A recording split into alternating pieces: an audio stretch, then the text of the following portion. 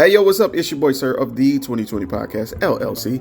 Please say the LLC. And before you listen to this episode, I just got to let you know, I need you to stop what you're doing. Go to blkrenaissance.com, and I need you to shop for the culture. That's right. Anytime you use the promo code LLC20 at Black Renaissance Clothing's website, you will get 20% off your order. Off rip, no questions asked. So do me a favor and do it for the culture. Peace. Hey, this is KJ, and I have a question for you. When was the last time you got something nice for yourself? That's what I thought. So why not visit www.theblurredsyndicate.com and get something that will help you express who you really are. They've got shirts, mugs, purses, mouse pads, and even aprons for the grillers of the family. So, if you're a fan of anime, pro wrestling, or hell, even the Golden Girls, the Blurred Syndicate has got you covered. Also, if you use the code LLC20 at checkout, you'll get 20% off your order. So what are you waiting on? I got mine. Come get yours. And remember to join the BS.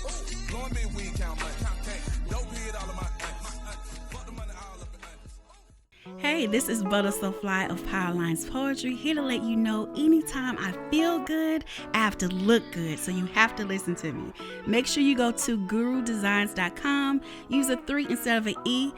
The website is great, so you can get something for yourself, and then she makes custom clothes for men too. And guess what? I got a promo code for you. Use 20/20 and it'll get you 15% off of any order $25 or more. You can't beat that. Go to gurudesigns.com. The self-destruct sequence has been activated. Repeat, the self-destruct sequence has been activated. This sequence may not be aborted. All employees proceed to the emergency car at the bottom platform. Okay, we lit it just like a fuse, so no need to pick and choose. Welcome to 2020, where we do more than interviews. The hottest be coming through, jumping knowledge on all of you. Get a peek at the front of you with the truth that they offer you. Yeah, hands up, we doing it for the culture. To give artists and businesses more exposure. Keeping it real and stay silent just like a boulder. It's about to go all the way down, can't get no lower. Chasing my dreams, know that they get no slower. But if I stay running, I promise they getting closer. Moreover, success my older. And if you're sleeping on me, I'm waking them up like Folgers. I told you, coming from the land with the tide roll. Well, we'll be on a whole different vibe though. We like to ride slow and keep our windows tinted so you really can't see us. Like Stevie Wonder waking up with his eyes closed. Yeah, got the kind of flow that rock the boat. On my 16s of pounds of dough. And if you figure you can hang with me on the mic, then grab some rope. Matter of fact, better grab some hope. While you at it, we keep it live, it's time to tune in. Turn up the sound on what you're using. It goes so hard, I think it's bruising. The show is 2020, no need to zoom in. Yeah.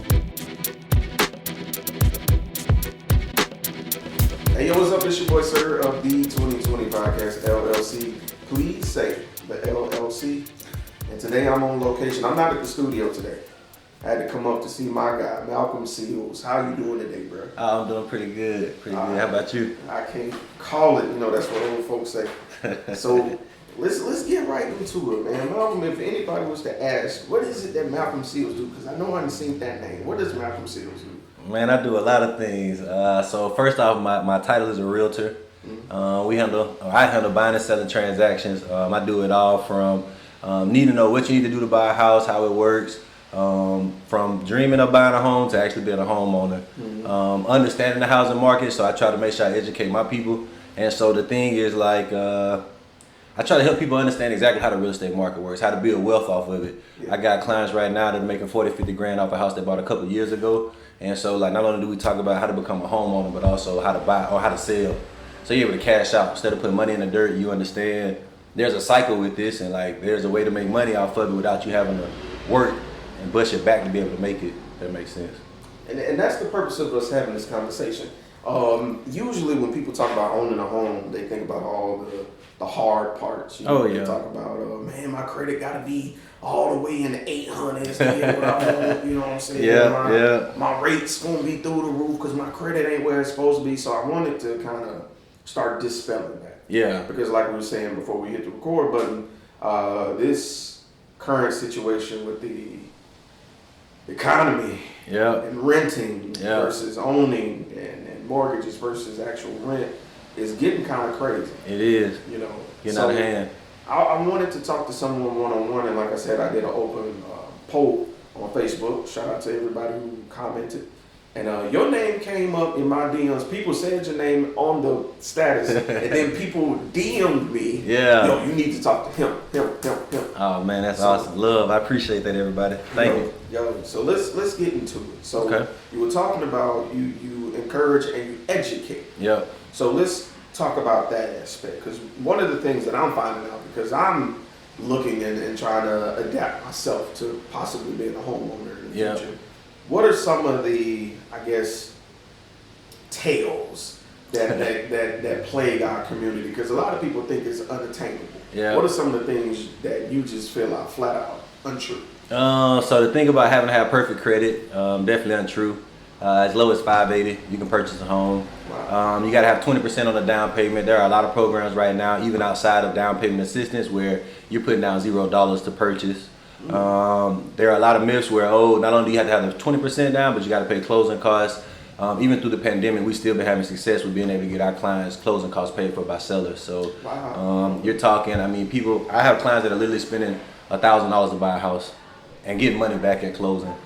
So it not only is it affordable at this point, but like you say, anybody can afford it, and it's always a benefit, versus renting. But I think those are kind of the big myths that a lot of people say that kind of dishearten them or kind of throws them away or deters them. I think, people get their credit ran all the time by lenders and get told one thing or another. But for most people, no knock to people that do credit repair, but credit repair isn't always the best option for people. And a lot of times, depending on what you have on your credit, you can get everything taken care of and be able to purchase a home within 12 months. Interesting. That's on the worst take. That's a lot of info right there. So let's backpedal a little bit. All right. You mentioned credit, because that's the number one thing that I hear people talk about. Yeah. So you mentioned like low as a 580. Yeah. And what's interesting is, and this is just, of course, hearsay. Yeah. I've heard stories of you need to have your credit at like a 650 or Yeah. a 660, and that's where you want, you know what I'm saying? And hearing that piece of info does make it a little bit easier, because it makes it feel like the door is open. You know what I'm saying? And I'm not saying shoot for the lowest, always shoot for the highest. Oh yeah. But it just shows that the breakdown in communication. Oh yeah, it's a big gap, because so the thing about it is, at 580 down payment, to have some cash on hand helps out a lot. But you got down payment assistance programs, they're giving up to 10 grand. So that pretty much takes care of down payment all the way around. At 640, then you qualify for programs where you don't have to worry about putting down a down payment. I think we just found a lending partner that's at like 635, 636. So if you have a higher credit score, then it makes it to where you can save a lot more money.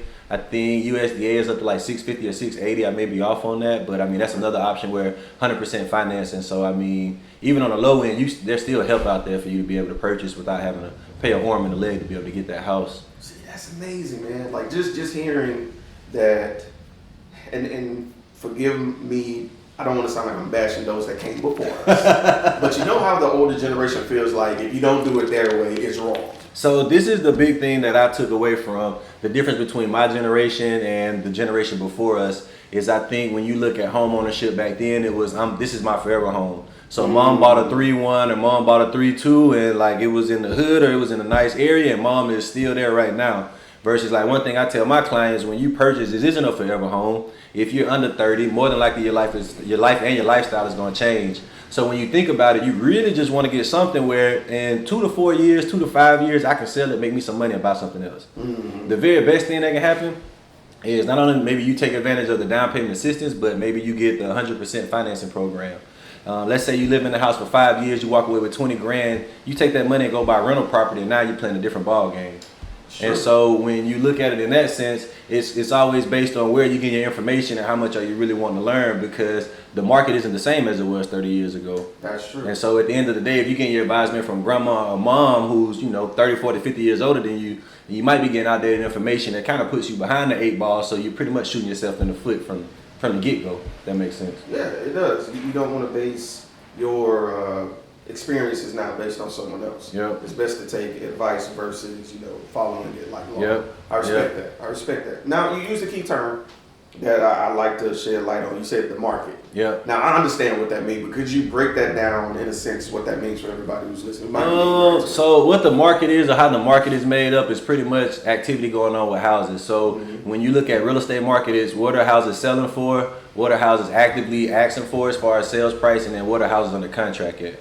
So that gives you like an idea or a picture of exactly what's going on as far as if the house is overpriced, if the house is underpriced. When you look at past sales, so year over year, that gives you a gauge as far as if houses are appreciating, which most assets do, versus depreciating, which a lot of people are quote unquote waiting on that bubble to pop. But that kind of makes up the market. Does that answer your question? Yeah, absolutely. Absolutely. It's just the current state of home buying for an area. Yeah. You know, long story short, I like the way you broke that down. Yeah. And the tactic of waiting for, like I said, the bubble to pop, waiting for those prices to drop, so you're not overpaying for a house. And that way, if you do sell, you're not losing money. Exactly. On the other end. So exactly. Yeah. All right. So let's talk about this though. We talked about education. We talked about key terms. Let's talk about. Trying to think of a great way to say this. Things you can do to prepare yourself. Yeah. Preparation, I guess. Yeah. What are some preparation techniques that you give, people that are interested? May not be today, may not be tomorrow, maybe a year from now. What are some things you tell people to do? So, like, I honestly believe the people who prepare, a year out in advance are probably the ones who are the absolute most prepared. So when you look at like the things you can do, the first thing, of course, is save money. Because with you owning a home, you have to take on maintenance costs. We have ways where like most of our buyers get home warranty, so it limits out-of-pocket expenses for the first year. But at the same time, you may want to change the carpet, you may want to paint, you may want to update appliances, things that add value to the property. And so the more money you have saved, the more money you can invest into the property, which gives you a bigger return on the back end. At the same time, let's say if it's somebody who may be credit challenged, we do a lot of calls and we talk to a lot of people, and the one thing we hear is, oh, my credit isn't there, I'm gonna get with a credit repair person, or I'm gonna just wait and figure it out on my own, versus we always recommend go ahead and get with the mortgage lender. So we work with some really great mortgage partners who they can pull your credit tomorrow and say, hey, you literally only have to do A, B, C, and D, and you are approved to buy a house. Wow. And so instead of working in the dark and you saying, I'm gonna figure this out on my own, like you rely on the professionals and the people who will pretty much guide and gauge you all the way through to kind of get you there. And so that helps out a lot, because you got to think, if your goal is to own a home in 2023, we're rolling into June next week. And so let's say if you get with the mortgage lender next week and they say you're 6 months away from buying a house, at that moment, you know from the person that is giving you the money that your goal is achievable of you being able to buy a home, because in 6 months you're in December. So if you do everything they tell you to do by January, you are literally ready to start shopping. Man, that's interesting. And I like how you said, you dispelled that myth of not talking to the lender before you're ready. Oh man, you definitely want to talk to the lender, because I think a lot of people get it confused where they want to lie to the lender, or they try to get an attitude, or they want to fight the lender, when, like, I have to explain to my clients, the lender's literally on our side. If you have anything going on, like, they're the one you want to tell, because in order for them to make this equal for everybody, the lender isn't the end all be all. So most people get it confused, or they think the lender is a person who accepts or declines or approves your loan. They're not. They submit that file to another party that's kind of, they may work for the company, they may not, but underwriting. And so when underwriting takes a look at it, the lender is the one that's fighting for you. They're the one that gets to talk to that person. So when they understand your situation and they understand how it works in mortgage talk, they can make it work and make it make sense for the person who's going to approve the loan for you.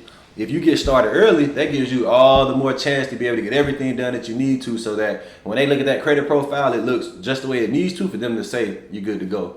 Awesome, man. I love that. I like that you're changing that stigma and turning it into, it's kind of like a partnership. Yeah. Because you're right, because if we're not buying houses, what are lenders doing? Exactly. And I think it goes on the flip side too, because I think when you talk to a realtor, and especially like I have clients that will call me all the time, and we'll literally get into like understanding the long term of this. And so if you think about it, not only is it about you buying that house, but if you think in 5 years you make 20 to 40 grand on a house by selling it, I mean, what does that do for you in regards to what you're able to do for your family and changing generational wealth all the way around? That's true. Because like with my clients, when we talk long term, we start talking, okay, 2 to 5 years you're gonna sell. When you sell, you're gonna buy another house. When you buy another house, you're gonna buy a couple rental properties. And let's say if you make $300 to $500 per rental property, you get 2. That's $600 to $1,000 a month. Yeah. Free money. And if you run it back and you do that every couple of years, because think most people our age, we like to move anyway. We're used to renting, so I mean most people move every 2 to 5 years anyway. But if you get paid to actually do that, and you kind of understand the cycle, I mean, in 10 years, if you move every 2 years, I mean, that's 5 times you get a check. At $20,000, that's $100,000 you made in 10 years without working a single extra hour. Just moving. And with programs you have right now to actually purchase rental property, I mean, you could buy a rental property for $5,000 at a $50,000 sales price. And so if you're talking making $20,000 a pop, I mean, you can easily buy 2 houses and still save $10,000. And you look up and you have 5 houses and $50,000 in your bank account, just strictly from buying and selling, taking care of your credit and purchasing property and then moving off of it the right way. Man, that's amazing. Yep. Okay, man. Look, I love the way that you break it down and make it sound so simple. How long have you been in this field? So I'm in my 7th year now. Mm-hmm. It'll be 7 full years in October. All right. Yeah. Well, you definitely sound like it. You know, make it sound plain. And that's one of the things that I advocate for. Don't make it complicated. Oh yeah, man. I'm a simple guy. I believe in just keeping it simple. At the end of the day, the people that taught me the game and like how they operate and how they grew their business and their wealth was kind of the thing that motivated me. And like it was as simplistic as possible. No complications to it. It's just a wheel being rolled, not having to create a wheel. So. Okay. Any other tips you may have for like a first-time home buyer or just somebody who's just, I guess, scared to dip their toe into the field, you know? The one thing I would say is just do it. I mean, reach out. There are a lot of realtors in the city, whether it's my team or somebody else. Reach out and just make sure you get somebody that actually cares about what you got going. Not just looking to sell a house and make a check. At the end of the day, I think it's a lot of people that get rubbed the wrong way and that deters them. But I think at the end of the day, like there are a lot of very nice and knowledgeable people out here that will like hold their hand and get them where they need to go for sure. Just got to kind of trust them and really just step out there on it. Man, all right. I like the way you hold that, integrity piece going first overall, versus making the check. Because I also believe that a lot of people are deterred because of that. Yep. That fear of someone just trying to make money off you, It's just like anything else. I mean, you got good mechanics out there, bad mechanics, good car salespeople, bad car salespeople. It goes the same way with realtors. But I think the thing is like this is such a big purchase where you asking a few extra questions sometimes really makes a difference and you understanding if this person really has my best interest at heart or if they just had their own best interest at heart, which makes a big deal when it comes to actually buying a home because you got negotiations on a lot of different levels. And so you want somebody who's not only going to go to fight for you, but like actually cares about what's going to happen so that you're taken care of when you get ready to actually purchase. Facts. Like anything that you would tell someone, like as far as doing homework, because I find myself looking at properties all the time. Yeah. Are there any like things or tips you would tell people to look out for, or little tidbits or nugget that you think of? So it is like a wealth of information out there. Like if I tried to combat everything, we'd probably be here for another hour. I think the best thing I can say is like they say, it's not about what you know, it's about who you know. So like really reach out to some people. Like at the end of the day, we work with probably, I mean on an easy day, 5 different lenders. So I mean we can literally line you up with a bunch of different people and you call them back to back and just ask questions, pick their brain.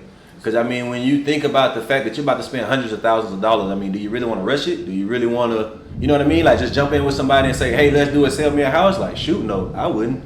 I want somebody who I can literally, like, we can have a conversation, we can talk because, I mean, it's relatability. You got over 2,000 realtors in the city. Somebody will take their time to like teach you and educate you. Because you can get on Google and you'll find so much misinformation. I can literally tell somebody who's been on Google all day and then been watching YouTube all day because they'll start throwing terms out there that like we don't even do around here. And so, you know what I mean? Then it's where I have to like uneducate to like actually educate you properly. And then from there, like you can really understand strategy on, you know what I mean? Like not only like how to do it, but what you want to do so you can actually be able to make a smart move. You know what? And do you think that I guess determination on self-education is like a lack of trust? It is. I do. I know myself included. I mean, I jump on Google all the time, but I think, especially in a changing time with the way the market is, like that expertise like pays dividends well over. I mean, for a buyer to work with a buyer's agent, you don't spend any money up front. It costs you absolutely no money to reach out to an agent and start asking questions. At the end of the day, like we make really good money. So I mean, I don't never have a problem answering questions because I mean, this is what I do for a living. Whether you're going to buy today or 5 years from now, like you understand it as me doing my job. Because at the end of the day, when I sell the house to somebody else, like the fact that we're becoming homeowners, it makes a big difference. Especially with our generation, because we got so far to go, you know? It's true. Yeah. It's true, man. Man, Malcolm, you answered. I had a list of questions. I'm like, yeah, I'm going to get them stumped on this. But no, you've killed every single question, brother. Yeah. If anybody wanted to contact you, whether to discuss real estate or just pick your brain, what's the best way to reach you? If you're on social media, we're on Facebook heavy. You can go to our team page, the Malcolm Seals team. Myself, anybody on my team will be able to pick up. I think that'll probably get you the best response. Right now, so I welcome anybody and all questions, but like right now, we're just like super swamped. Myself, like head above water with the market changing, like we are adapting. I'm kind of like fully loaded. But my cell phone number is always on 251-802-2275. They can always text me, call me. One thing about me, if I miss your call, I'll call you back. So yeah, I definitely get them laced up and I'll get them off to one of my buyer agents and they'll take care of them with open arms for sure. For sure. Any emails or anything? I know I got a couple people that love to email. Oh yeah, my email is Malcolm, MALCOLM, Seals, SEALS @me.com. That's it. All right, y'all heard it best, man. Malcolm Seals.